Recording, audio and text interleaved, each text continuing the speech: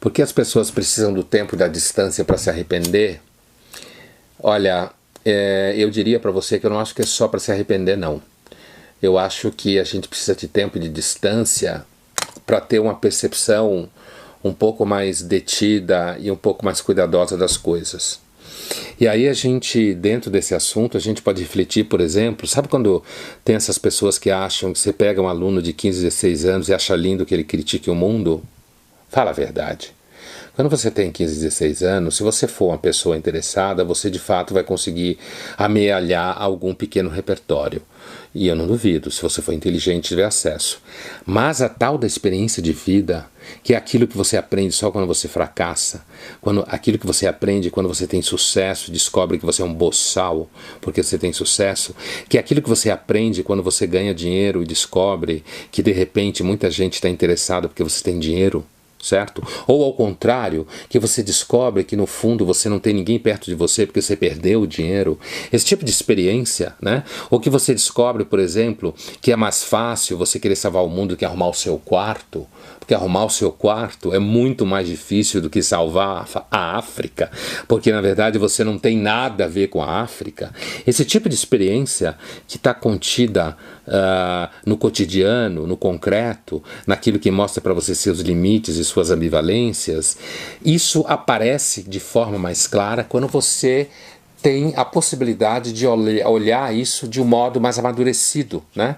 E aqui eu acho que essa distância no tempo e no espaço, ela favorece o amadurecimento e de certa forma ela é o próprio amadurecimento.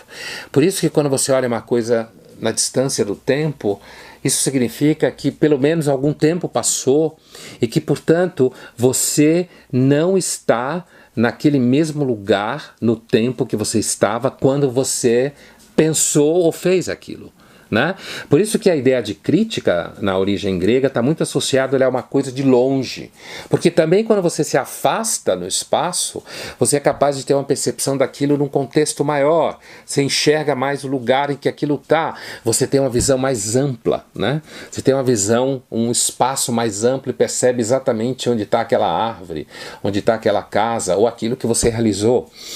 Por isso que tem algumas empresas, eu acho muito interessante essa técnica, que quando você quer que um conselho, por exemplo, ou um grupo de executivos emita uma opinião, você dá o assunto para eles e você diz que só vão discutir isso no dia seguinte ou 2 dias depois. Por quê?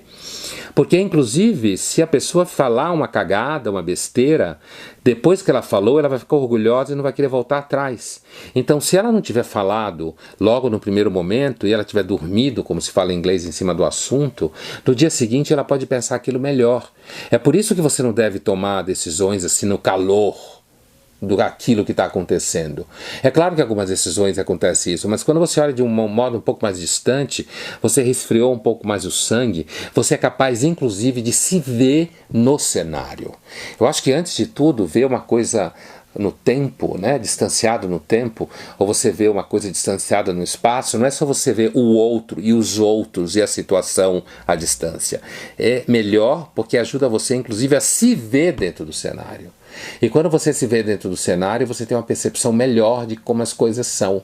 Por isso que a distância no tempo e no espaço está diretamente ligado ao amadurecimento. E talvez uma das coisas que mais falta hoje é amadurecimento. Primeiro porque muitos adultos querem chegar aos 60 com cabeça de 20, portanto ser um retardado mental, certo? E quando você tem 60 anos e você quer ser igual ao seu filho de 20, na verdade você está dizendo para ele que ele não tem futuro, porque quando ele chegar aos 60 ele vai ser um retardado que quer voltar atrás do tempo. Então essa questão da distância no tempo e no espaço me leva a pensar inclusive no fato de que se existe um recurso em extinção no meio ambiente humano é justamente o amadurecimento. O esforço hoje é para a gente ser bem retardado e feliz.